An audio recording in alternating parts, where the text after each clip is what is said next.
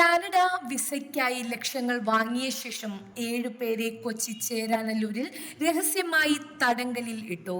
Police രക്ഷപ്പെടുത്തി. കൊച്ചി ചേരാനല്ലൂർ മുണ്ട്യാത്ത് റോഡിലെ വാടക കെട്ടിടത്തിലാണ് ഹരിയാന, പഞ്ചാബ്, മധ്യപ്രദേശ്, കർണാടക സ്വദേശികളെ തടങ്കിൽ ഇട്ടത്. തടങ്കലിൽ നിന്ന് ഓടി രക്ഷപ്പെട്ട ഒരാൾ പോലീസ് സ്റ്റേഷനിലെത്തി വിവരം പറഞ്ഞതോടെയാണ് രഹസ്യ കേന്ദ്രത്തെക്കുറിച്ച് അറിയുന്നത്. ഇതോടെ സംഘത്തിലെ 11 പ്രതികൾ മുങ്ങി.